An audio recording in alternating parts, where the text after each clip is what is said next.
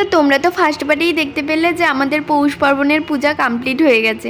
আর জানো তো আগে না আমাদের এখানে সন্ধেবেলায় পূজা হতো, কিন্তু এখন ঠাকুরমশাইকে অনেক বাড়িতে যেতে হয় বলে তাড়াতাড়ি সকাল সকাল পুজো করে দিয়ে চলে যায়। আর তোমাদের কার বাড়িতে কখন পূজা হয় অবশ্যই কমেন্ট করে জানিও। দেন আমি তাড়াতাড়ি করে রেডি হয়ে বেরিয়ে পড়লাম ফ্ল্যাটে যাওয়ার উদ্দেশ্যে। আর এখানে পৌঁছেও গেছি, পৌঁছেই আগে ঘরদোরগুলো পরিষ্কার করে নিলাম, দেন বসে পড়লাম আলপনা দিতে। তারপর একটু পিঠে তৈরি করে নিলাম। আর জানো তো আমি ফার্স্ট টাইম পিঠে তৈরি করলাম, আর ফার্স্ট টাইম যে এতটা ভালো হবে আমি এক্সপেক্টই করিনি।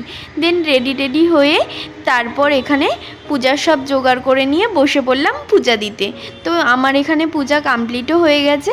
তারপর বসেছি থালা সাজিয়ে পিঠে নিয়ে, আমার বানানো দুটো পিঠে আর বাড়ি থেকে মামুনির বানানো ভাজা পিঠে।